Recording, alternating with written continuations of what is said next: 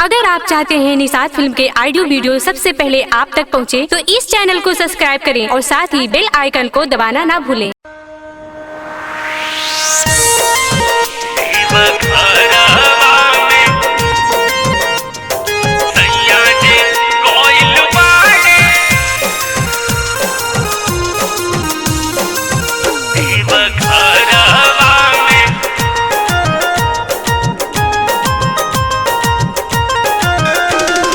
हरी हरी साड़ी हरी हरी चूड़िया किन के ले आई हो सेनुर के पुड़िया। हे बलम जी सुनी ना, हरी हरी साड़ी हरी हरी चूड़िया किन के ले आई हो सेनुर के पुड़िया। भेजब हमहू परसादी मंगले बिया मोर बहिन नई हरवा में सैया जी कोइल बाणे हो हमार देव घरवा में सैया जी कोइल बाणे हो हमार देव घरवा में।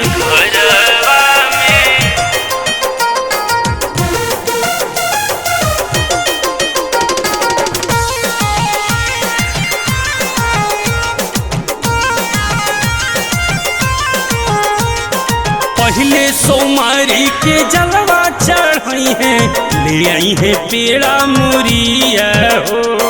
बबुआ बुचिया मंगले बारन सन पासे अपना गुड़िया हो। हाँ, पहले सोमारी के जलवा चढ़ाई है, ले आई है पेड़ा मुरिया हो।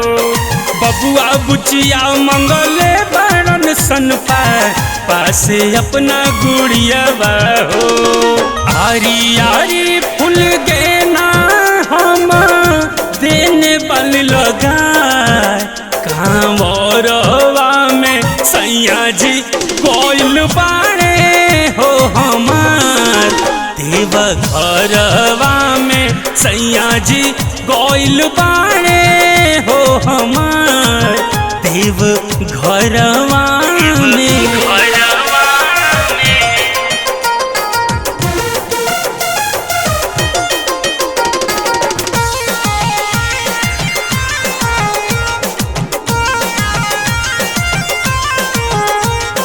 घर घरे ई जाई के सबके हम परसादी बटवाइबो हो।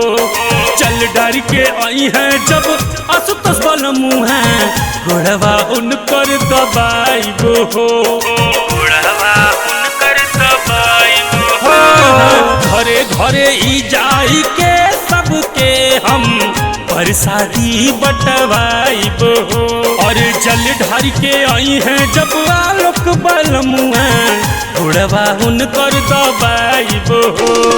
बाबा कृपा से खुशी हो आए हमरो हजार परिवारवा में सैया जी कोइल बाणे हो हमार देव घरवा में सैया जी कोइल बाणे हो हमार